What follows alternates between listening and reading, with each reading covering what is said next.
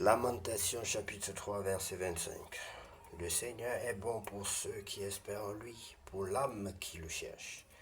Lamentation chapitre 3 verset 25. Le Seigneur est bon pour ceux qui espèrent en lui, pour l'âme qui le cherche. Lamentation chapitre 3 verset 25. Bonjour bien-aimés, que Dieu vous bénisse. C'est l'heure de la prière et de la repentance en ce jeudi 8 mai 2025. Seigneur, à cette mi-journée, nous faisons une pause pour t'exprimer notre reconnaissance et renouveler notre force en toi. Père plein de grâce, merci pour les heures écoulées sous ta main puissante. Merci pour ta présence qui nous accompagne et pour ta paix qui garde nos cœurs. Nous te confions la suite de cette journée. Éclaire nos choix, fortifie notre esprit et garde nos pensées tournées vers le bien. Ta parole nous assure.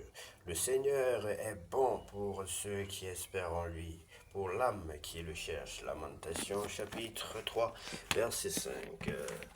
Bonjour bien-aimés, que Dieu vous bénisse. La deuxième phase de notre temps de prière est consacrée aux personnes qui veulent recevoir le Seigneur Jésus-Christ dans leur vie comme leur sauveur personnel et leur Seigneur.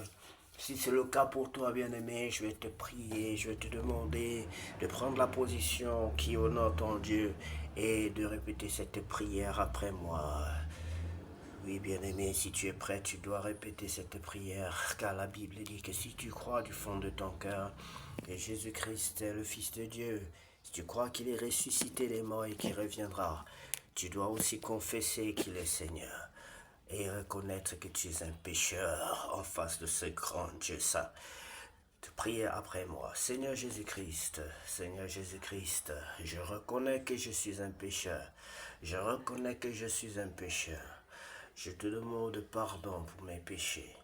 Je te demande pardon pour mes péchés. Je t'invite dans ma vie comme mon sauveur personnel et mon Seigneur. Je t'invite dans ma vie comme mon sauveur personnel et mon Seigneur. Pardonne-moi, Seigneur. Pardonne-moi, Seigneur. Baptise-moi et remplis-moi de ton Esprit Saint. Baptise-moi et remplis-moi de ton Esprit Saint. Je t'en supplie, au nom de Jésus-Christ. Bien-aimé, si c'est d'un cœur sincère que tu as confessé tes péchés et tu as fait cette prière, sache que le Seigneur dit ceci dans sa parole, qu'invoque-moi le jour de ta détresse et je te répondrai. Oui, sache qu'il t'a sauvé aujourd'hui parce que tu étais au bord de la détresse. Ne pas recevoir le Seigneur Jésus-Christ dans sa vie comme son sauveur personnel et son Seigneur, c'est choisir la mort. Or, il est écrit dans la Bible que je mets devant toi la vie et la mort, choisis la vie afin que tu vives. Confessez le Seigneur Jésus-Christ, confessez ses péchés, invitez le Seigneur Jésus-Christ dans votre vie, c'est choisir la vie, bien-aimé. Soyez bénis. Ce Dieu-là, je l'aime et je ne pourrais pas ne pas parler de ses bienfaits, ne pas témoigner de tout ce qu'il a fait en bien dans ma vie, ne pas en parler, ne pas attirer le monde entier à suivre le Seigneur Jésus-Christ, car nous ne pouvons que partager les bonnes choses que nous découvrons. Bien-aimé, sois béni, toi qui as mis la joie dans le cœur des milliers d'anges, dans le cœur du Seigneur Jésus, dans le cœur des enfants de Dieu que nous sommes. Sois béni et que cette journée soit vraiment une journée de bénédiction pour toi. Que la joie du Seigneur remplisse ton cœur parce que tu as partagé la joie. Bien-aimé, pour demeurer en Christ et être éternellement sauvé, il faut continuer à prier, continuer à lire la parole de Dieu. Si on te dit le contraire, ce serait te mentir. Il faut persévérer dans la foi parce que tu peux être persécuté. Jésus avait dit que nous allons être persécutés, bien-aimés. Il faut tenir bon. Et pour être fort et ferme dans la foi, c'est en lisant la parole de Dieu, c'est en priant, c'est en méditant, c'est en pratiquant la communion fraternelle, c'est en observant la parole de Dieu, en la mettant en pratique. Bien-aimé, sois béni. Au nom de Jésus, lisons ensemble la parole de Dieu dans le livre de Lévitique, chapitre 15. Loi sur les impuretés de l'homme et de la femme. L'Éternel parla à Moïse et à Aaron et dit, parlez aux enfants d'Israël et dites-leur, tout homme qui a une gonorrhée est par la même impur. C'est à cause de sa gonorrhée qu'il est impur.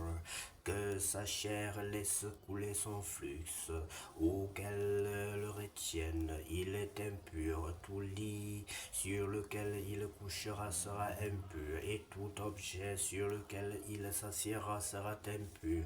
Celui qui touchera son lit lavera ses vêtements, se lavera dans l'eau, et sera impur jusqu'au soir. Celui qui s'assiera sur l'objet sur lequel il s'est assis lavera ses vêtements, se lavera dans l'eau et sera impur jusqu'au soir. Celui qui touchera sa chair lavera ses vêtements, se lavera dans l'eau et sera impur jusqu'au soir. S'il crache sur un homme pur, cet homme lavera ses vêtements, se lavera dans l'eau et sera impur jusqu'au soir. Toute monture sur laquelle il s'assiera sera impur. Celui qui touchera une chose quelconque qui a été sous lui sera impur jusqu'au soir. Et celui qui la portera lavera ses vêtements, se lavera dans l'eau et sera impur jusqu'au soir. Celui qui sera touché par lui et qui ne se saura pas laver les mains dans l'eau, lavera ses vêtements, se lavera dans l'eau et sera impur jusqu'au soir. Tout vase de terre qui sera touché par lui sera brisé, et tout vase de bois sera lavé dans l'eau lorsqu'il sera purifié de son flux. Il comptera 7 jours pour sa purification. Il lavera ses vêtements, il lavera sa chair avec de l'eau vive et il sera pur.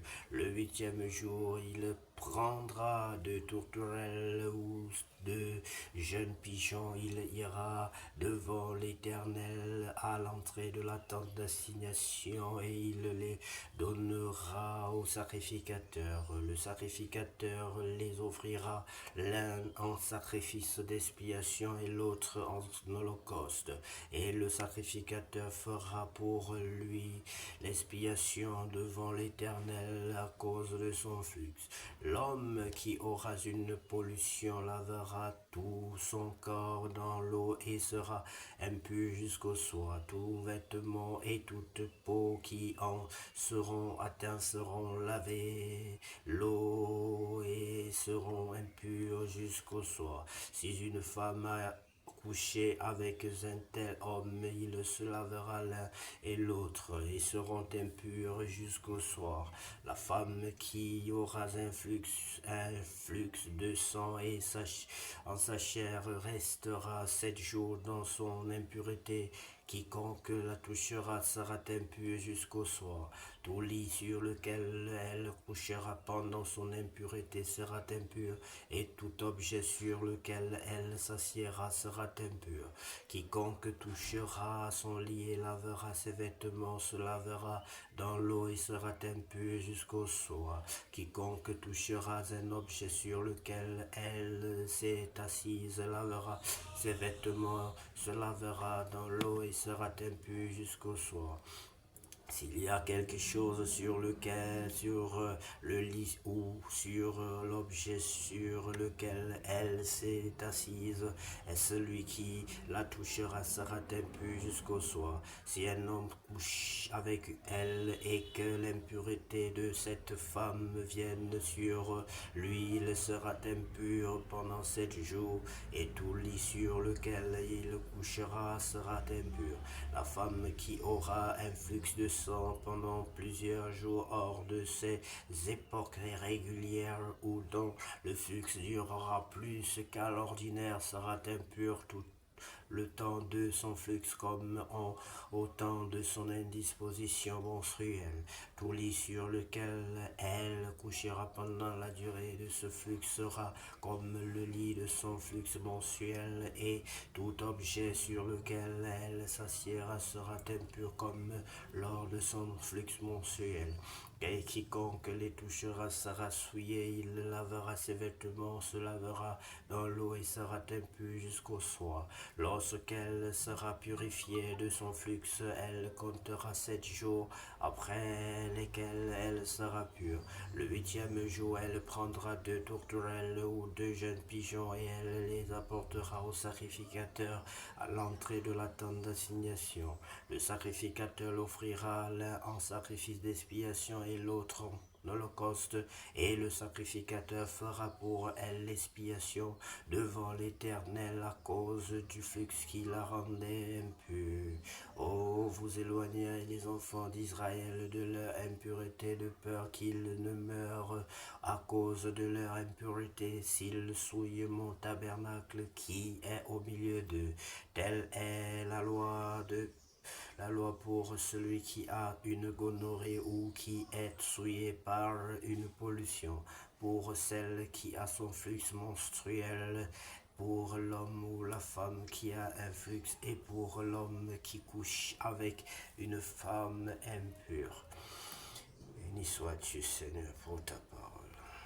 Ta parole, c'est la vérité. Ta parole, c'est la vie.